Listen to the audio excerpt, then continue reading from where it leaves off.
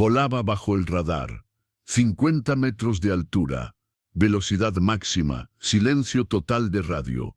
Abajo podía ver el campamento del cartel, 20 rehenes, 50 hombres armados, selva impenetrable. Una sola oportunidad. Capitana Sofía Torres, piloto de helicóptero de Fuerzas Especiales. 31 años volando en misiones que no existen en papeles oficiales. Esa noche, una operación de rescate que cambiaría las reglas del juego.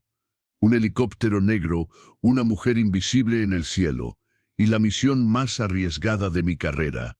Nadie esperaba que llegara por el aire. Nadie esperaba que una sola piloto pudiera infiltrarse, rescatar 20 rehenes y destruir una organización criminal completa.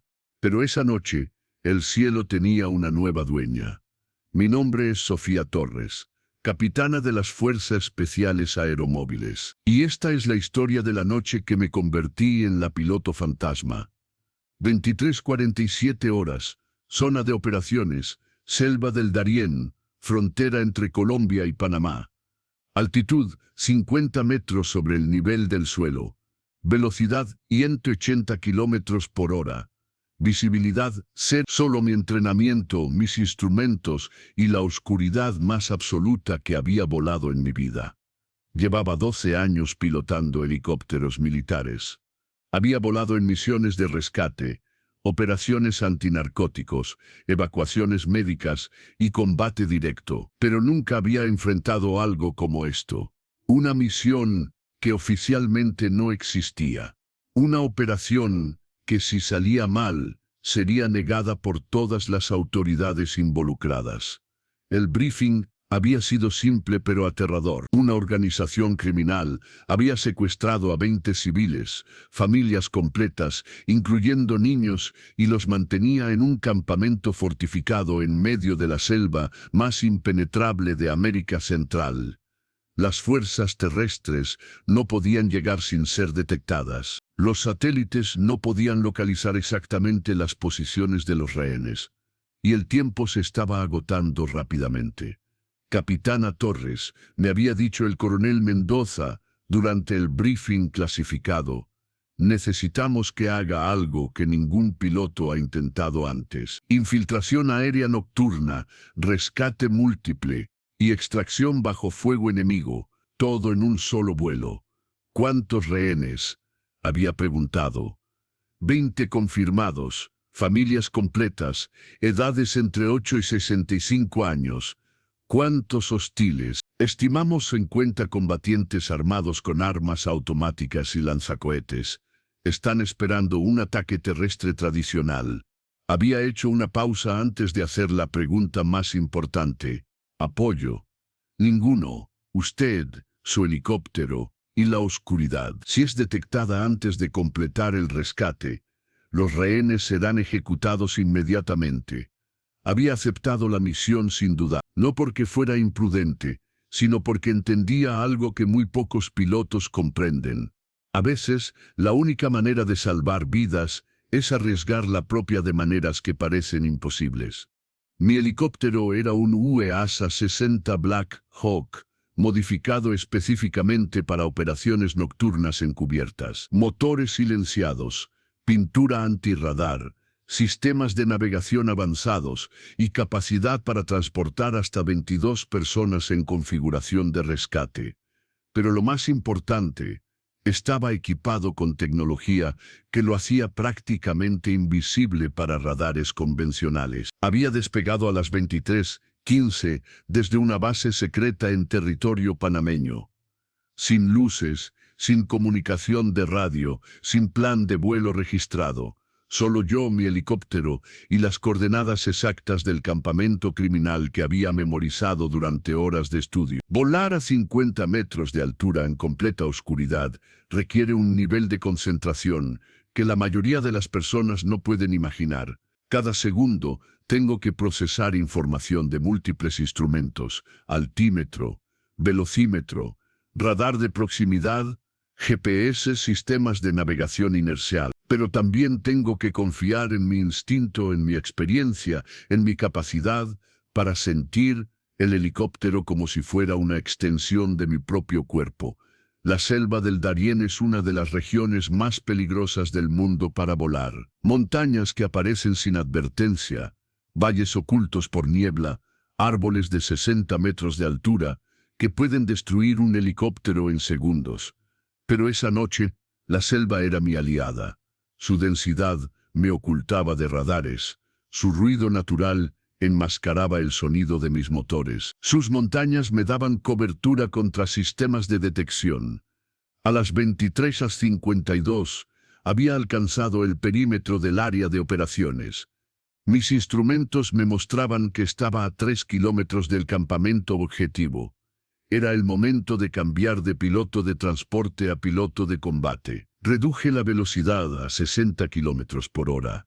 Descendí a 30 metros de altura y activé todos mis sistemas de detección. Lo que vi a través de mi cámara infrarroja me confirmó que la inteligencia había sido precisa. El campamento estaba exactamente donde esperaba, pero era mucho más grande y complejo de lo que había anticipado.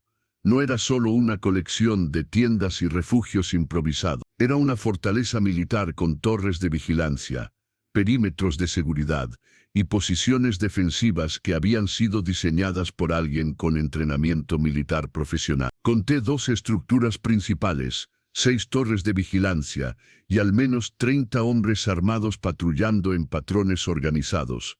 Pero lo más importante, identifiqué 2 edificios que parecían ser donde mantenían a los rehenes.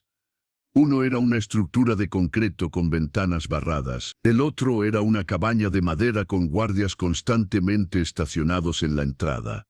Tenía que tomar una decisión táctica crucial. Podía intentar un rescate rápido, aterrizando directamente en el campamento y confiando en la sorpresa para extraer a los rehenes antes de que los criminales pudieran reaccionar.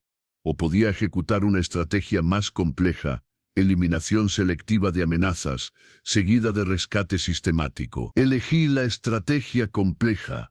Sabía que si los criminales se daban cuenta de mi presencia antes de que pudiera asegurar a todos los rehenes, comenzarían a ejecutar civiles para usar como moneda de cambio.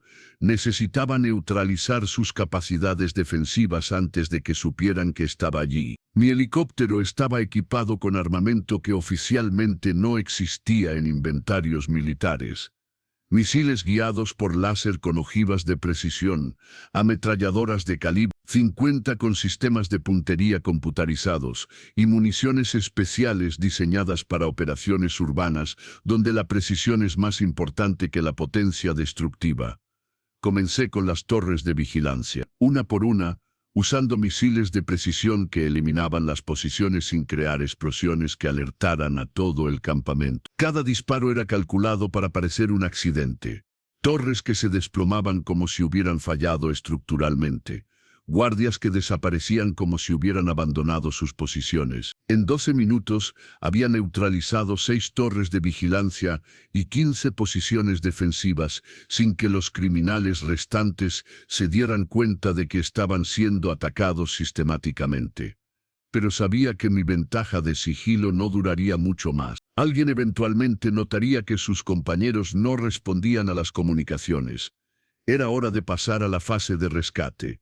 Identifiqué una zona de aterrizaje a 200 metros del campamento principal, oculta por árboles, pero lo suficientemente grande para mi helicóptero. Descendí lentamente, usando la cobertura de la selva para mantenerme invisible hasta el último momento. Cuando toqué tierra, los motores apenas hicieron ruido gracias a los sistemas de silenciamiento. Pero aquí es donde la misión se volvió más compleja. Yo era piloto, no soldado de infantería. Mi entrenamiento incluía combate básico, pero mi especialidad era volar helicópteros, no infiltrarme en campamentos enemigos. Tenía que rescatar a 20 rehenes sin apoyo terrestre, confiando únicamente en mi entrenamiento de vuelo y mi capacidad para improvisar bajo presión extrema. Había traído equipamiento especial para esta situación, un traje de camuflaje nocturno, armas ligeras, dispositivos de comunicación de corto alcance, y lo más importante, granadas de humo y dispositivos de distracción que podían crear confusión sin causar daño a los rehenes. Mi plan era simple pero arriesgado: crear múltiples distracciones simultáneas que dividieran la atención de los guardias, infiltrarme en los edificios donde mantenían a los rehenes, evacuarlos al helicóptero y extraer a todos antes de que los criminales pudieran organizar una respuesta coordinada. Comencé activando dispositivos de distracción en el perímetro opuesto del campamento. Explosiones controladas que sonaban como granadas pero no causaban daño real. Los guardias inmediatamente corrieron hacia esas posiciones, dejando las áreas de rehenes menos protegidas. Fue entonces cuando corrí hacia el primer edificio. La infiltración terrestre fue completamente diferente a todo lo que había experimentado como piloto. En el aire, tengo control total sobre mi entorno. Puedo ver todo desde arriba. Puedo maniobrar en 3 dimensiones. Puedo escapar volando si algo sale mal. En tierra, estaba limitada a movimientos lineales, con visibilidad restringida y sin ruta de escape inmediata. Pero mi entrenamiento de vuelo me había enseñado algo crucial: cómo procesar información rápidamente bajo presión extrema. En el aire, tengo que tomar decisiones en fracciones de segundo que pueden determinar vida o muerte. Esa misma capacidad de procesamiento rápido me sirvió perfectamente para la infiltración terrestre. Llegué al primer edificio, la estructura de concreto con ventanas barradas, y encontré lo que había esperado: 8 rehenes, 2 familias completas con niños entre. Estaban asustados, desnutridos pero vivos. Los guardias habían corrido hacia las distracciones, dejando solo un hombre vigilando la entrada.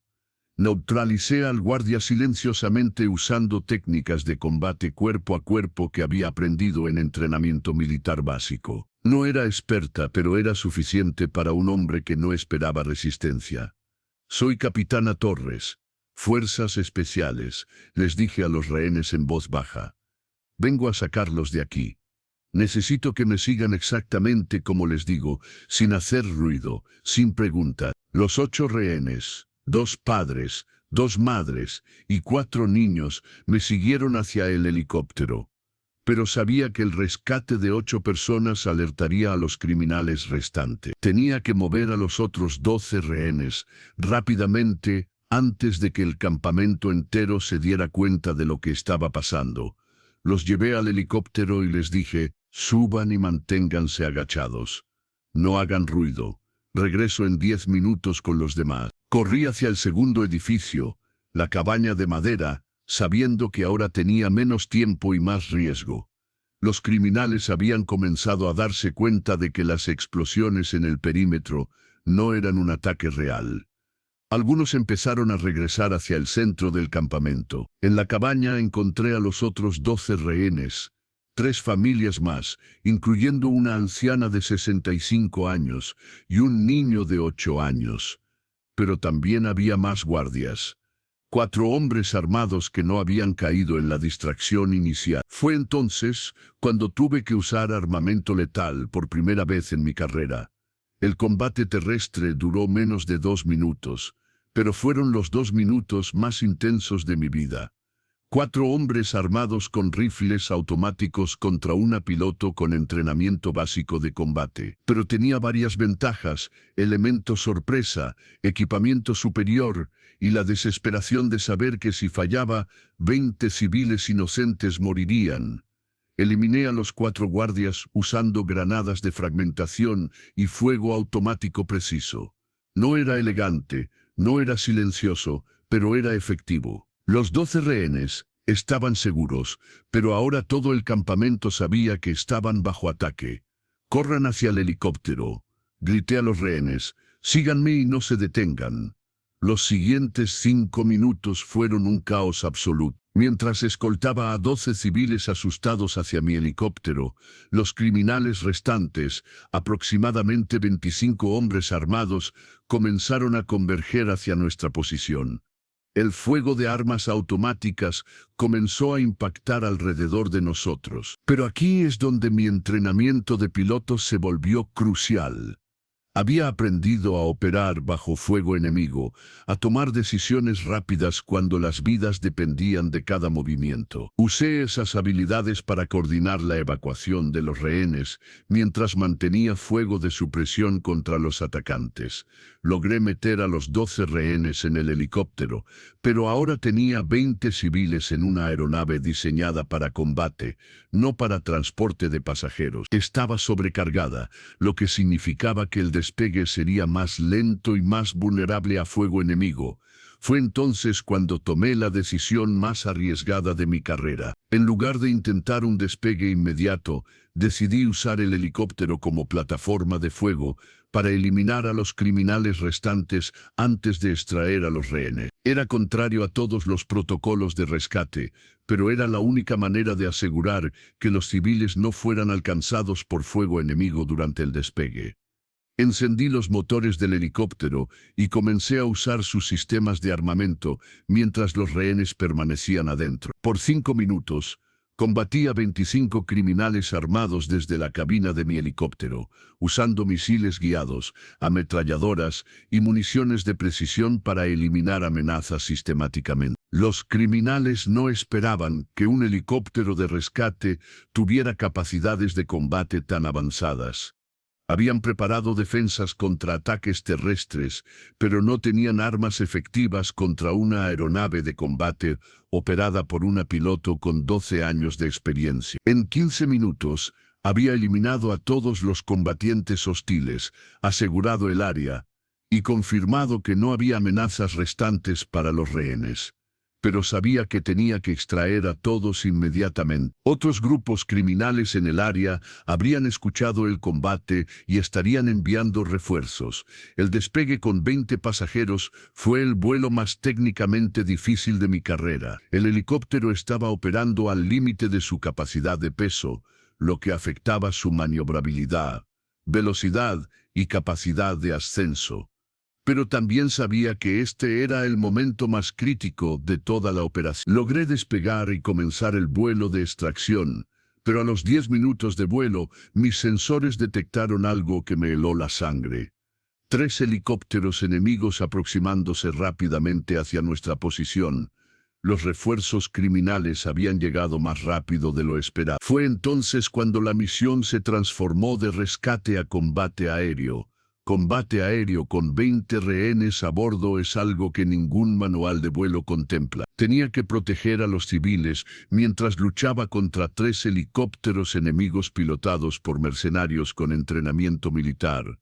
Pero también tenía ventajas, mejor equipamiento, más experiencia y la motivación de saber que si perdía, 20 familias inocentes morirían. La batalla aérea duró 12 minutos. 3 helicópteros enemigos contra mi Black Hawk sobrecargado. Usé cada maniobra que había aprendido en 12 años de vuelo. Descensos en picada, giros cerrados, vuelo a nivel del suelo y combate defensivo mientras mantenía a los rehenes seguros. Eliminé el primer helicóptero enemigo usando misiles aire-aire de precisión. El segundo helicóptero fue destruido en combate maniobrado, usando la superior agilidad de mi aeronave para posicionarme detrás de ellos. El tercer helicóptero fue el más peligroso porque su piloto tenía entrenamiento militar avanzado. Ese combate final duró 8 minutos de maniobras aéreas que llevaron mi helicóptero y mis habilidades al límite absoluto. Pero logré eliminarlo usando una combinación de fuego de ametralladora y maniobras evasivas que lo llevaron a estrellarse contra una montaña. Con las amenazas aéreas eliminadas, pude concentrarme en completar la extracción de los rehenes. Pero el combate había dañado algunos sistemas de mi helicóptero. Tenía combustible limitado, algunos instrumentos no funcionaban correctamente, y la sobrecarga de peso seguía afectando el rendimiento.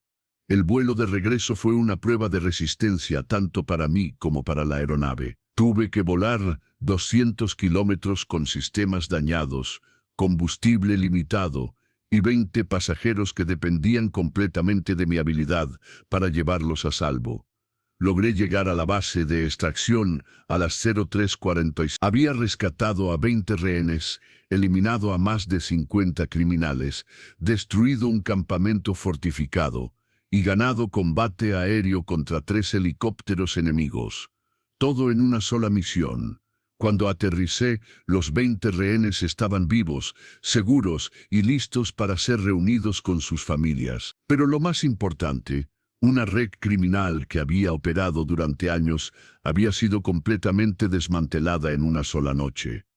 El interrogatorio oficial duró 3 horas. Había logrado algo que ningún piloto había intentado antes: rescate múltiple, combate terrestre y combate aéreo en una sola operación. Pero también había demostrado que los límites tradicionales entre pilotos de transporte y pilotos de combate podían ser superados cuando las circunstancias lo requerían. Capitana Torres, me había dicho el coronel Mendoza durante el interrogatorio, lo que hizo anoche va más allá de cualquier protocolo que tengamos. Oficialmente, esta misión nunca ocurrió, pero extraoficialmente ha establecido un nuevo estándar para operaciones de rescate aéreo. ¿Los rehenes están bien?, había preguntado. Todos están seguros, reunidos con sus familias y recibiendo atención médica. Ninguno resultó herido durante la operación. ¿Y los criminales? La organización ha sido completamente desmantelada. Otras agencias están usando la inteligencia que recuperó para operaciones adicionales en toda la región. Había hecho una pausa antes de hacer la pregunta más importante. ¿Hubo otras víctimas? Ninguna. Usted rescató a 20 civiles sin una sola baja entre los rehenes. Es el rescate más exitoso en la historia de nuestras operaciones especiales. Esa noche había aprendido algo fundamental sobre el vuelo, el combate y la responsabilidad.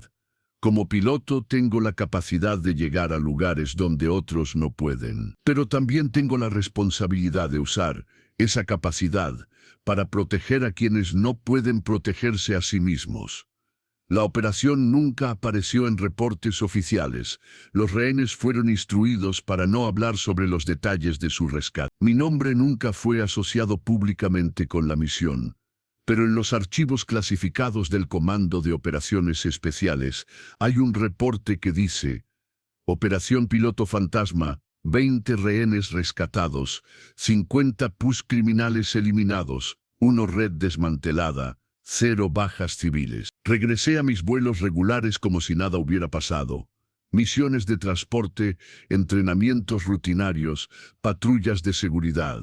Pero sabía que algo había cambiado fundamentalmente en mi comprensión de lo que significa ser piloto militar. No éramos solo operadores de aeronaves, éramos la diferencia entre la vida y la muerte para personas que nunca conoceríamos. Éramos la esperanza que llegaba del cielo cuando no había esperanza en tierra. Éramos la razón por la cual familias completas podían dormir seguras, sin saber jamás que habían estado a horas de no despertar.